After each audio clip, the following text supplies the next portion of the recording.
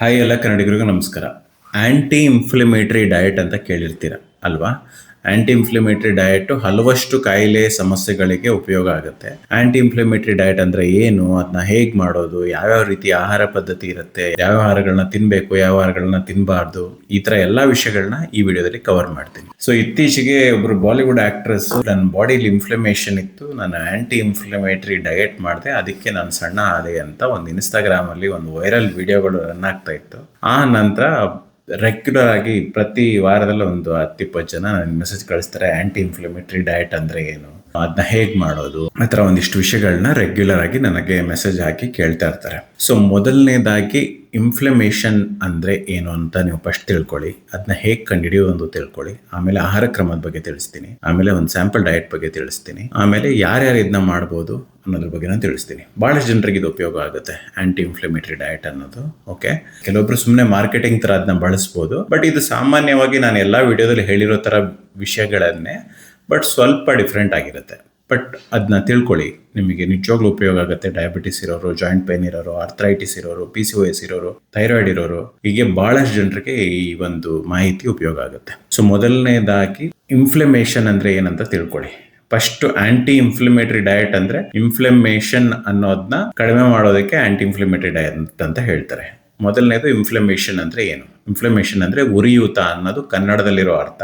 ಈಗ ಉದಾಹರಣೆಗೆ, ಈಗ ನಮಗೇನೋ ಗಾಯ ಆಯಿತು, ತುಂಬ ಸ್ಟ್ರೆಸ್ಸಲ್ಲಿ ಇದ್ದೀವಿ, ಅಥವಾ ನಮ್ಮ ದೇಹದಲ್ಲಿ ಬಹಳಷ್ಟು ಟಾಕ್ಸಿನ್ ಇದೆ, ಈ ಥರ ಎಲ್ಲ ಇದ್ದಾಗ ನಮ್ಮ ದೇಹ ನಮ್ಮ ರೋಗ ನಿರೋಧಕ ಶಕ್ತಿ ಏನಿದೆ, ಇಮ್ಯೂನ್ ಸಿಸ್ಟಮ್ನ ಆಕ್ಟಿವೇಟ್ ಮಾಡಿ ನಮ್ಮನ್ನ ಹೀಲ್ ಮಾಡುತ್ತೆ. ಆ ಒಂದು ಪ್ರೋಸೆಸ್ ಅಲ್ಲಿ ಇನ್ಫ್ಲಮೇಷನ್ ಆಗುತ್ತೆ. ಇನ್ಫ್ಲಮೇಷನ್ ಅಲ್ಲಿ 2 ಟೈಪ್. ಅಕ್ಯೂಟ್ ಇನ್ಫ್ಲಮೇಷನ್ ಅಂತ ಹೇಳ್ತಾರೆ, ಅಂದರೆ ಅದು ತಾತ್ಕಾಲಿಕ, ಇದು ಒಳ್ಳೆಯದು. ಈಗ ಒಂದು ಗಾಯ ಆಯಿತು, ಅದು ಗುಣ ಆಗೋದಕ್ಕೂ ಕೂಡ ಇನ್ಫ್ಲಮೇಷನ್ ಪ್ರೋಸೆಸ್ ಕ್ರಿಯೇಟ್ ಆಗುತ್ತೆ. ಹಾಗೆ ಕ್ರೋನಿಕ್ ಇನ್ಫ್ಲಮೇಷನ್ ಅಂತ ಹೇಳ್ತಾರೆ, ನಿಮ್ಗೆ ಯಾವುದು ಗಾಯ ಅಥವಾ ಸಮಸ್ಯೆ ಏನೋ ಕಾಣ್ತಾ ಇಲ್ಲ, ಬಟ್ ಆದರೂ ನಿಮ್ಮ ಬಾಡಿನಲ್ಲಿ ಹೀಲಿಂಗ್ ಪ್ರೋಸೆಸ್ ನಡೀತಾ ಇದೆ, ಅಥವಾ ಆದರೂ ನಿಮ್ಮ ಬಾಡಿನಲ್ಲಿ ಕ್ರೋನಿಕ್ ಆಗಿ ಇನ್ಫ್ಲಮೇಷನ್ ಇದೆ ಅನ್ನೋ ಥರ. ಅಂದರೆ ಈ ಜಾಯಿಂಟ್ ಪೇನು, ಮೈಯಲ್ಲೆಲ್ಲ ಸ್ವೆಲ್ಲಿಂಗ್ ಬರೋದು. ತುಂಬ ಜನ ಉಂಗುರ ಹಾಕೋತಿರಲ್ವಾ, ರಾತ್ರಿ ಮಲಗಿರ್ತೀರ, ಬೆಳಗ್ಗೆ ಎದ್ದಾಗ ನಿಮ್ಗೆ ಆ ಉಂಗುರ ತೆಗಿಯಕ್ಕೆ ಆಗ್ತಿಲ್ಲ ಅಂದರೆ ಸ್ವಲ್ಪ ನಿಮ್ಮ ಬಾಡಿನಲ್ಲಿ ಸ್ವಲ್ಪ ಇನ್ಫ್ಲಮೇಷನ್ ಇದೆ ಅನ್ನೋ ಥರ. ಕೆಲವೊಬ್ಬರಿಗೆ ಕಣ್ಣಲ್ಲೆಲ್ಲ ಸ್ವಲ್ಪ ದಪ್ಪ ಥರ ಆಗಿರುತ್ತೆ, ಕೈ ಕಾಲೆಲ್ಲ ಸ್ವೆಲ್ ಆಗಿರುತ್ತೆ, ಆ ಥರ ಉರಿಯೂತದ ಸೈನ್ಗಳಿವೆಲ್ಲ. ಹಾಗೆ short term inflammation, acute inflammation ಅಥವಾ ತಾತ್ಕಾಲಿಕವಾದ ಉರಿಯೂತ ಏನಿದೆ, ಅದು ಗಾಯಗಳಾದಾಗ ಬರುತ್ತೆ. ಈಗ ಟೆಂಪ್ರರಿ ಆಗಿ ನಿಮ್ಗೆ ಹುಷಾರಿಲ್ಲ, ಜ್ವರ ಬಂತು, ವೈರಲ್ ಅಟ್ಯಾಕ್ ಆಯಿತು, ಅವಾಗಲೂ ನಿಮ್ಮ CRP, ESR ಇದೆಲ್ಲ ಜಾಸ್ತಿ ಇರುತ್ತೆ. ಹಾಗೆ ವರ್ಕೌಟ್ ಅಲ್ಲೂ ಕೂಡ ನಮಗೆ ಕೈಂಡ್ ಆಫ್ ಇನ್ಫ್ಲಮೇಷನ್ ಅದು. ವರ್ಕೌಟ್ ಮಾಡಿದಾಗ, ನಾವು ಹೆವಿ ವರ್ಕೌಟ್ ಮಾಡಿದಾಗ ಕೂಡ ನಮ್ಮ ಬಾಡಿಲಿ ಸ್ವಲ್ಪ ಇನ್ಫ್ಲಮೇಷನ್ ಇರುತ್ತೆ, ಅದು ಹೀಲ್ ಆಗಿ ನಾವು ಸ್ಟ್ರಾಂಗ್ ಆಗಿ ರೆಡಿ ಆಗ್ತೀವಿ. ಬಟ್ ಕ್ರೋನಿಕ್ ಇನ್ಫ್ಲಮೇಷನ್ ಅಂದರೆ ಲಾಂಗ್ ಟರ್ಮ್ ಇನ್ಫ್ಲಮೇಷನ್, ಜಾಸ್ತಿ ದಿನದ ಇನ್ಫ್ಲಮೇಷನ್ ಏನಿದೆ, ಅದು ನಮ್ಮ ದೇಹಕ್ಕೆ ಹಾನಿಕಾರಕ. ಅದು ಬರೋದಕ್ಕೆ ಕಾರಣ ನಾವು ಸ್ಟ್ರೆಸ್ಸಲ್ಲಿರ್ಬೋದು, ಅಥವಾ ನಾವು ತುಂಬ ವಿಷಕಾರಕ ಟಾಕ್ಸಿನ್ಸ್ಗಳಿರುವಂತಹ ಆಹಾರಗಳನ್ನ ತಿಂತಾ ಇರ್ಬೋದು, ನಮ್ಮ ದೇಹದಲ್ಲಿ ಬಹಳಷ್ಟು ಇನ್ಸುಲಿನ್ ಪ್ರೊಡ್ಯೂಸ್ ಆಗ್ತಿರ್ಬೋದು, ಇನ್ಸುಲಿನ್ ರೆಸಿಸ್ಟೆನ್ಸ್ ಇದ್ದು ಬಹಳಷ್ಟು ಪ್ರೋಸೆಸ್ಡ್ ಫುಡ್ಗಳನ್ನ ತಿಂತಾ ಇದೀವಿ ನಾವು. ಆ ಥರ ಎಲ್ಲ ಇದ್ದಾಗ ನಮ್ಮ ದೇಹ ಒಂಥರ ನ್ಯಾಚುರಲ್ ಆಗಿ ಎವ್ರಿ ಡೇ ಒಂಥರ ಕೈಂಡ್ ಆಫ್ ಇನ್ಫ್ಲಮೇಷನ್ ಮೋಡಲ್ ಇರುತ್ತೆ. ಈ ಇನ್ಫ್ಲಮೇಷನ್ ಕ್ರಿಯೇಟ್ ಮಾಡುವಂತಹ ಆಹಾರಗಳನ್ನ ತೆಗೆದಾಗ ನ್ಯಾಚುರಲಿ ನಿಮಗೆ ವೆಯ್ಟ್ ಲಾಸು ಚೆನ್ನಾಗಿ ಆಗುತ್ತೆ, ನಿಮ್ಮ ಬಾಡಿನಲ್ಲಿ ಎಲ್ಲ ಹಾರ್ಮೋನ್ ಸಮಸ್ಯೆಗಳು ಸರಿಯಾಗಿರುತ್ತೆ, ನಿಮ್ಮ ಡೇ ಟು ಡೇ ನಿಮಗೆ ಈ ಜಾಯಿಂಟ್ ಪೇನು, ನೋವುಗಳು, ನಿದ್ದೆ ಸಮಸ್ಯೆ, ಹಲವಷ್ಟು ಸಮಸ್ಯೆಗಳು ಸರಿ ಹೋಗುತ್ತೆ.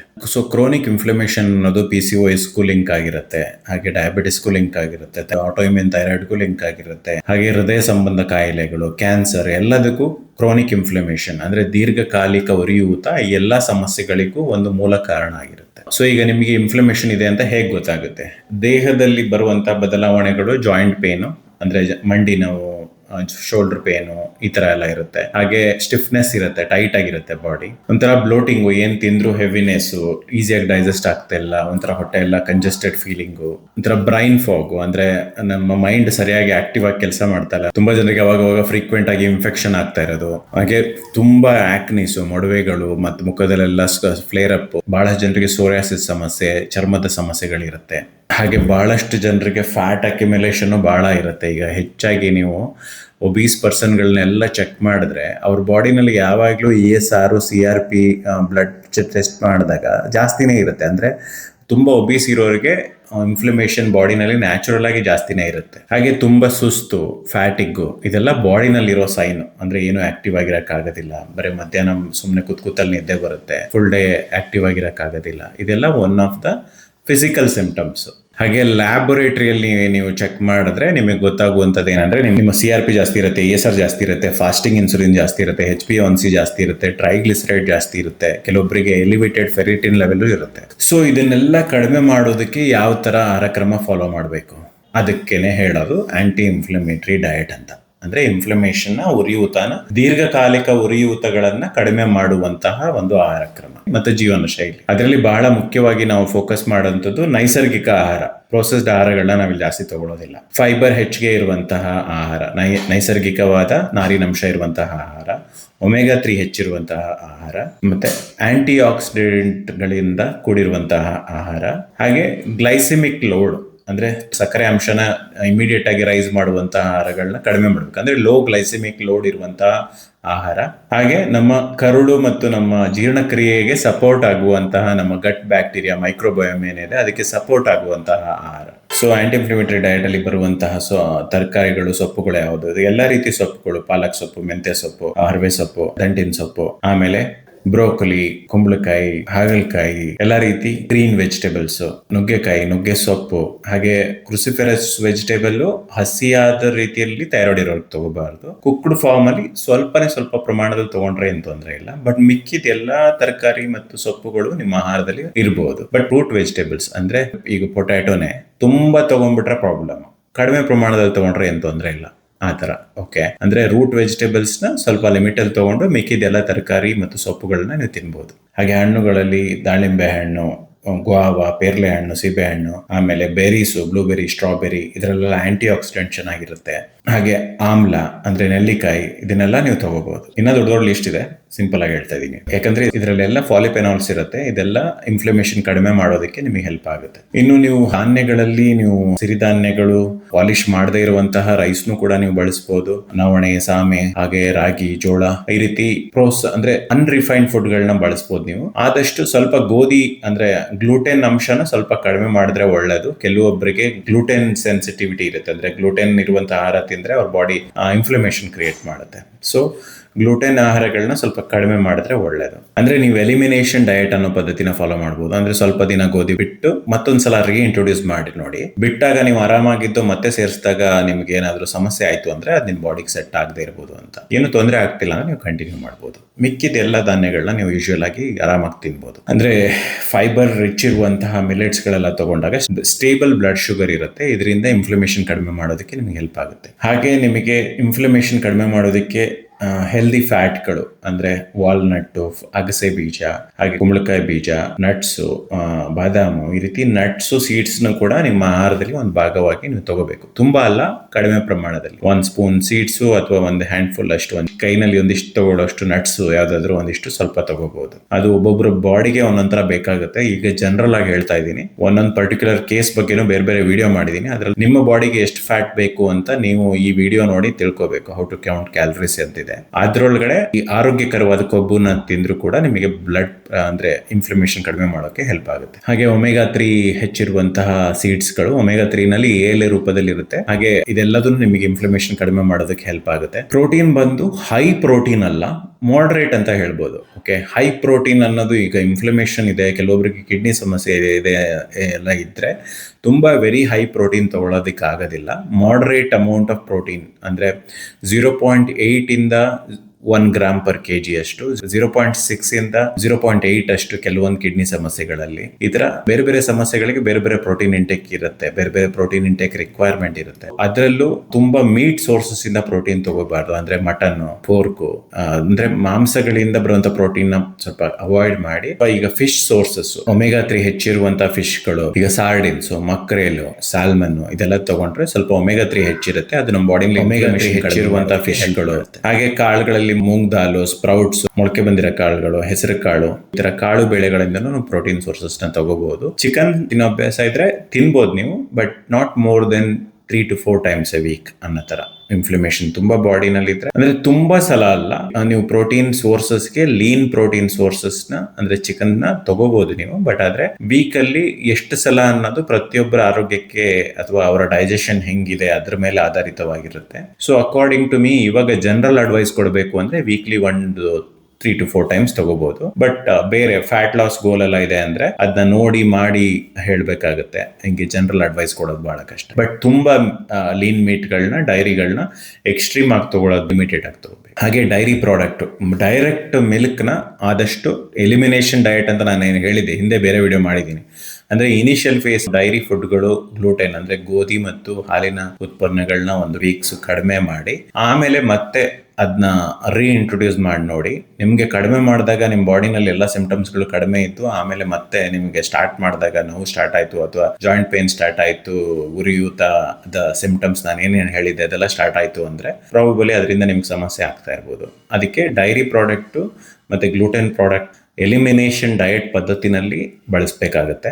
ಆ ರೀತಿ ಆಹಾರಗಳಿಂದ ಕೂಡ ನಿಮ್ಮ ದೇಹದಲ್ಲಿ ಉರಿಯೂತ ಕಾಣಿಸ್ಕೊಂತಾನೂ ಇರ್ಬೋದು ತುಂಬಾ ಜನರಿಗೆ. ಸೊ ಅದಕ್ಕೆ ಅದನ್ನ ಬಿಟ್ಟು ನೋಡೋದು ಬಹಳ ಇಂಪಾರ್ಟೆಂಟ್. ಯಾಕಂದ್ರೆ ಲ್ಯಾಕ್ಟೋಸ್ ಅತಿ ಹೆಚ್ಚಿರೋದು ಮತ್ತೆ ಇಂಡಸ್ಟ್ರಿಯಲ್ ಮಿಲ್ಕ್ ಏನಿದೆ ಇವತ್ತಿನ ದಿನ ಏನ್ ಸಿಗ್ತಾ ಇದೆ ಅದರಲ್ಲಿ ಕೆಲವೊಬ್ಬರಿಗೆ ಆಗ್ ಬರಲ್ಲ. ಅಂದ್ರೆ ಡೈರೆಕ್ಟ್ ಆಗಿ ಹಾಲು, ಟೀ ತುಂಬಾ ಕುಡಿಯೋದು, ಟೀ ಕಾಫಿ ಶುಗರ್ ಹಾಕಿರೋದು ತುಂಬಾ ಕುಡಿಯೋದೆಲ್ಲ ಇನ್ಫ್ಲಮೇಷನ್ ಕ್ರಿಯೇಟ್ ಮಾಡುತ್ತೆ ಬಹಳಷ್ಟು ಜನರಿಗೆ.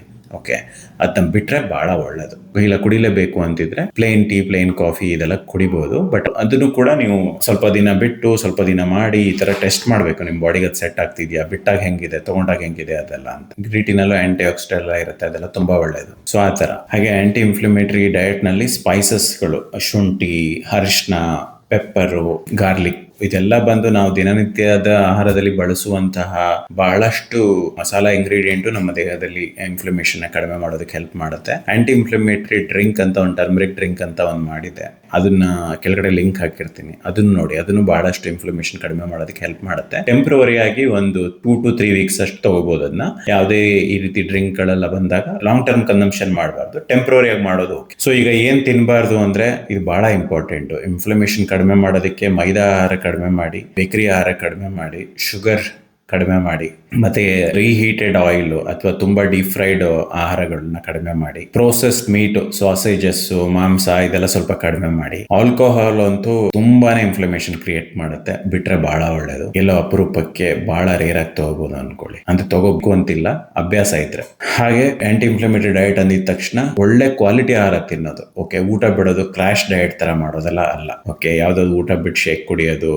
ಈಗ ಶೇಕ್ ಮಾರೋರು ಏನಿದೆ ಮಾರ್ಕೆಟ್ ಅಲ್ಲಿ ಏನೇನ್ ಟ್ರೆಂಡಿಂಗ್ ಇದೆ ಎಲ್ಲದೂ ನಾನು ನಿಮ್ಗೆ ಹೇಳ್ಕೊಡ್ತೀನಿ ಅಂತ ಹೇಳಿ ಮಧ್ಯದಲ್ಲಿ ಅವ್ರ ಶೇಕ್ನ ಸೇರಿಸ್ಬಿಡ್ತಾರೆ. ಓಕೆ, ಬಹಳ ಹುಷಾರಾಗಿರಿ. ಊಟ ಬಿಟ್ಟು ಶೇಕ್ ಕುಡೀರಿ ಅನ್ನೋರು ಇದಾರಲ್ಲ, ಅವ್ರನ್ನ ನಂಬ್ಕೊಂಡ್ರೆ ನಿಮ್ ಜೀವನ ಸರ್ವನಾಶ ಆಗೋಗುತ್ತೆ. ಹುಷಾರಾಗಿರಿ. ಯಾರ್ಯಾರು ಮಾಡ್ಬೋದು ಆಂಟಿ ಇನ್ಫ್ಲಮೇಟರಿ ಡಯಟ್ನ? PCOS ಇರೋರು ಮಾಡ್ಬೋದು, ಡಯಾಬಿಟಿಸ್ ಇರೋರು ಮಾಡ್ಬೋದು, ಆಟೋಇಮ್ಯೂನ್ ಥೈರಾಯ್ಡ್ ಇರೋರು, ಥೈರಾಯ್ಡ್ ಇಶ್ಯೂಸ್ ಇರೋರು ಮಾಡ್ಬೋದು, ಹಾಗೆ ಅರ್ಥರೈಟಿಸ್ ಇರೋರು ಮಾಡ್ಬೋದು, ಜಾಯಿಂಟ್ ಪೇನ್ ಇರೋರು ಅವರೆಲ್ಲ ಮಾಡ್ಬೋದು, ತುಂಬಾ ಹೊಟ್ಟೆ ಬೊಜ್ಜು ಇರೋರು, ಮೆಟಬಾಲಿಕ್ ಸಿಂಡ್ರಮ್ ಇರೋರು ಅಂದ್ರೆ ಫ್ಯಾಟಿ ಲಿವರ್ ಇರೋರು ಕೂಡ ಮಾಡ್ಬೋದು, ತುಂಬಾ ಸೆಡೆಂಟ್ರಿ ಲೈಫ್ ಸ್ಟೈಲ್ ಇರೋರು ಕೂಡ ಮಾಡ್ಬೋದು. ಇದರ ಮುಖ್ಯ ಇಂಪಾರ್ಟೆಂಟ್ ಏನಂದ್ರೆ ನಿಮ್ಮ 95% ನೀವು ಎಲ್ಲಾ ಆಹಾರಗಳನ್ನ ನೈಸರ್ಗಿಕವಾದ ಆಹಾರ ತಗೊಂತೀರಾ. ಸೊ ಹೆಚ್ಚು ಪ್ರೋಸೆಸ್ಡ್ ಆಹಾರಗಳನ್ನ ಸ್ವಲ್ಪ ಕಡಿಮೆ ಮಾಡ್ತೀರಾ. ಪ್ರೋಸೆಸ್ಡ್ ಆಹಾರಗಳಲ್ಲಿ ಮೈದಾ ಬಂತು, ಅಂದ್ರೆ ತುಂಬಾ ಪಾಲಿಶ್ ಆಗಿರೋ ರೈಸ್ ಕೂಡ ಬಂತು, ಎಕ್ಸ್ಟ್ರೀಮ್ ಪಾಲಿಶ್ ಆಗಿರೋ ರೈಸ್. ಈಗ ನೀವು ಹೇಳ್ಬೋದು, ನೀನ್ ದಿನ ಬೆಳಗ್ಗೆ ಚಿತ್ರಾನ್ನ ಎಲ್ಲ ತಿಂತೀಯಾ ಅದು ಇದು ಅಂತ. ನಾನು ತಿಂತೀನಿ, ನನಗಿಲ್ವಲ್ಲ ಇನ್ಫ್ಲಮೇಟರಿ ಕಂಡೀಷನ್ನು. ಓಕೆ, ಯಾರಿಗಿದೆ ಈಗ ಅಡ್ವೈಸಸ್ ಬಂದು ಸಮಸ್ಯೆ ಇರೋರಿಗೆ, ಒಂದೊಂದು ಸಮಸ್ಯೆ ಇರೋರಿಗೆ ಒಂದೊಂದು ರೀತಿ ಅಡ್ವೈಸಸ್ ಇರುತ್ತೆ. ಓಕೆ, ಈಗ ನಾನು ಸೋಷಿಯಲ್ ಮೀಡಿಯಾದಲ್ಲಿ ಹೇಳ್ಕೊಡುವಂತಹ ಅಡ್ವೈಸಸ್ ಬಂದು ಹೆಚ್ಚಾಗಿ ಎಲ್ರಿಗೂ ನೋಡಿ, ನನ್ನ ತಲೆಯಲ್ಲಿ ವಿಡಿಯೋ ಮಾಡಿದಾಗ ಜನರಲ್ ಪಾಪ್ಯುಲೇಷನ್ಗೋಸ್ಕರ ನಾನು ವಿಡಿಯೋ ಮಾಡ್ತೀನಿ. ಓಕೆ, ಸೊ ಅದರಲ್ಲಿ ಎಲ್ರಿಗೂ ಅನ್ವಯಿಸುವಂತಹ ಸಜೆಷನ್ಗಳನ್ನ, ಟಿಪ್ಸ್ಗಳನ್ನ ನಾನು ಕೊಡಬೇಕು. ಆವಾಗ ನಾನು ರೈಸ್ ತಿನ್ಬೇಡ, ಅದು ತಿನ್ಬೇಡ, ಇದು ತಿನ್ಬೇಡ ಈ ಥರ ಎಲ್ಲ ಹೇಳಕ್ಕೆ ಕಷ್ಟ ಆಗುತ್ತೆ. ಓಕೆ, ಆ ಥರ ಹೇಳಬಾರ್ದು, ಯಾಕಂದ್ರೆ ಅದು ಎಲ್ರಿಗೂ ಅವಶ್ಯಕತೆ ಇರಲ್ಲ. ಈ ರೀತಿ ನಾನು ಈ ವಿಡಿಯೋದಲ್ಲಿ ಹೇಳಿರುವಂತಹ ಇನ್ಫ್ಲಮೇಟರಿ ಕಂಡೀಷನ್ಸ್ ನಿಮಗಿದ್ರೆ ಅವಾಗ ನೀವು ಈ ರೀತಿ ಆಹಾರಗಳನ್ನ ಅವಾಯ್ಡ್ ಮಾಡಬೇಕಾಗುತ್ತೆ, ಹೇಳಿರುವಂತಹ ಹೋಲ್ ಫುಡ್ಗಳನ್ನ ತಗೋಬೇಕಾಗುತ್ತೆ. ಹಾಗೆ ನೀವು ತುಂಬಾ ಅಂಡರ್ ವೇಟ್ ಇದ್ದು ಆಹಾರ ತಿನ್ನಕ್ಕೆ ಕಷ್ಟ ಆಗ್ತಿದೆ ಅಂದ್ರೆ ನೀವು ಅವಾಗ ಸ್ವಲ್ಪ ಕನ್ಸಲ್ಟ್ ಮಾಡಬೇಕಾಗುತ್ತೆ. IBS ಇರೋರು ಬೇರೆಯವ್ರನ್ನ ಕನ್ಸಲ್ಟ್ ಮಾಡಬೇಕಾಗುತ್ತೆ. IBS ಇರೋರು ಮಾಡ್ಬೋದು, ಬಟ್ ಆದ್ರೆ IBSಗೆ ಬಹಳಷ್ಟು ಬೇರೆ ಬೇರೆ ಪ್ರೋಟೋಕಾಲ್ಸ್ ಇದೆ. ಹಾಗೆ ಕಿಡ್ನಿ ಇಶ್ಯೂಸ್ ಇರೋರು ಕೂಡ ಪ್ರೋಟೀನ್ ಪೋರ್ಷನ್ಸ್ನ 20% 25% 30% ಈ ರೀತಿ ಪ್ರತಿಯೊಬ್ಬರಿಗೂ ಬೇರೆ ಬೇರೆ ಪ್ರೋಟೋಕಾಲ್ಸ್ ಇರುತ್ತೆ. ಸೊ ಕಿಡ್ನಿ ಇಶ್ಯೂಸ್ ಇರೋರು ಸ್ವಲ್ಪ ಮಾಡ್ರೇಟ್ ಪ್ರೋಟೀನ್ ಅವರು ಫಾಲೋ ಮಾಡೋಕೆ ಆಗೋದಿಲ್ಲ ಕೆಲವೊಬ್ಬರಿಗೆ. ಸೊ ಅದಕ್ಕೆ ಅದನ್ನ ಆದಷ್ಟು ಪ್ರೋಟೀನ್ ಸೋರ್ಸಸ್ಗೆ ಇದನ್ನ ಅವಾಯ್ಡ್ ಮಾಡೋದೇ ಬೆಟರ್. ಅಂದ್ರೆ ಅವರು ಕನ್ಸಲ್ಟ್ ಮಾಡಿ ಪ್ರೋಟೀನ್ ಸೋರ್ಸಸ್ನ ಕ್ಯಾಲ್ಕುಲೇಟ್ ಮಾಡಿ ತಗೊಳ್ಳೋದು ಬೆಟರ್. ಕ್ಯಾಲ್ಕುಲೇಷನ್ ಹೇಗೆ ಮಾಡೋದು ಅನ್ನೋದನ್ನ ಈ ವಿಡಿಯೋ ನೋಡಿ ನೀವು ತಿಳ್ಕೊಬಹುದು. ಸೊ ಉದಾಹರಣೆಗೆ ಈಗ ಸ್ಯಾಂಪಲ್ ಡಯಟ್ ಅಂತ ಹೇಳಕ್ ಬಂದ್ರೆ ಜಿಂಜರ್ ವಾಟರ್ ಆಗಲಿ, ಟರ್ಮರಿಕ್ ವಾಟರ್ ಆಗಲಿ ಇನ್ ದ ಮಾರ್ನಿಂಗ್ ತಗೋಬಹುದು. ಪೆಸರಟ್ಟು, ಮಿಲೆಟ್ಗಳು, ಇಡ್ಲಿ ದೋಸೆ ಈ ತರ ಎಲ್ಲ ತಗೋಬಹುದು. ಹಣ್ಣುಗಳು ಈಗ ಪೇರ್ಲೆ ಹಣ್ಣು, ಸೀಬೆ ಹಣ್ಣು ಈ ತರ ಎಲ್ಲ, ಅಂದ್ರೆ ಸೀಬೆ ಹಣ್ಣು, ನೆಲ್ಲಿಕಾಯಿ ಈ ತರ ಎಲ್ಲ ತಗೋಬಹುದು. ಲಂಚ್ಗೆ ಅಂದ್ರೆ ಈ ರೀತಿ ಪ್ಲೇಟ್ ಫಾರ್ಮುಲಾಗಳನ್ನ ಫಾಲೋ ಮಾಡ್ಬೋದು ನೀವು. ಅಂದ್ರೆ ಲಂಚ್ ಅಲ್ಲಿ ನೀವು for example low glycaemic index ಇರೋ ತರ ಒಂದು portion like millet, unpolished rice, ಜೊತೆನಲ್ಲಿ ಸ್ವಲ್ಪ ಪಲ್ಯ ಅಥವಾ ವೆಜಿಟೇಬಲ್, ಜೊತೆನಲ್ಲಿ ಸ್ವಲ್ಪ ಪ್ರೋಟೀನು ಯಾವುದಾದ್ರೂ, ಈಗ ಚಿಕನ್, ಫಿಶ್, ಎಗ್, ಕಾಳುಗಳು, ಬೇಳೆಗಳು ಈ ತರ ಎಲ್ಲ.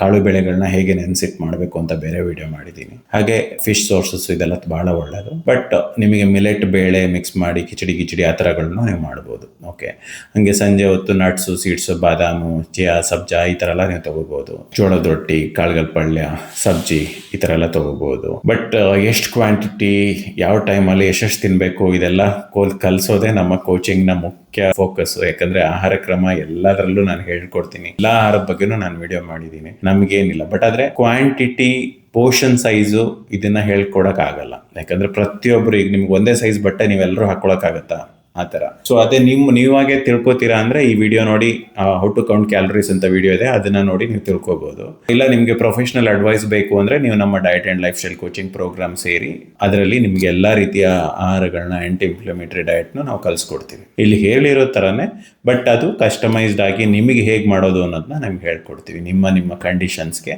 ಯಾವ್ದು ಸೂಕ್ತ, ಯಾವ್ದು ಮಾಡಬೇಕು, ಯಾವ್ದು ಮಾಡಬಾರ್ದು, ಯಾವ್ಯಾವ್ದನ್ನ ಯಾವ್ಯಾವ ಟೈಮಲ್ಲಿ ಮಾಡಬೇಕು, ಎಷ್ಟು ಸಲ ತಿನ್ನಬೇಕು, ಎಷ್ಟು ಸಲ ತಿನ್ನಬಾರ್ದು, ಈ ಥರ ಭಾಳಷ್ಟು. ಕೋಚಿಂಗ್ ಅನ್ನೋದೇ ಬೇರೆ, ಡಯಟ್ ಪ್ಲಾನ್ ಅನ್ನೋದು ನಿಮಗೇನು ಗೂಗಲಲ್ಲಿ ಸಿಗುತ್ತೆ, AI ಕೊಡುತ್ತೆ. ಇವತ್ತು ನಿಮ್ಗೆ ಡಯಟ್ ಪ್ಲಾನ್ ಎಲ್ಲ ಕಡೆ ಸಿಗುತ್ತೆ ನಿಮ್ಗೆ ಡಯಟ್ ಪ್ಲಾನ್. ಬಟ್ ಅದು ನಿಮಗೆ ತಕ್ಕಂಗೆ ಅದನ್ನ ಕಸ್ಟಮೈಸ್ ಮಾಡಿದಾಗ ಅದು ಬಹಳ ಚೆನ್ನಾಗಿ ವರ್ಕ್ ಆಗುತ್ತೆ. ಆ ಥರ ನಿಮ್ಗೆ ಸಜೆಷನ್ ಬೇಕು ಅಂದರೆ ನೀವು ಈ ನಂಬರ್ಗೆ ಕಾಂಟ್ಯಾಕ್ಟ್ ಮಾಡ್ಬೋದು.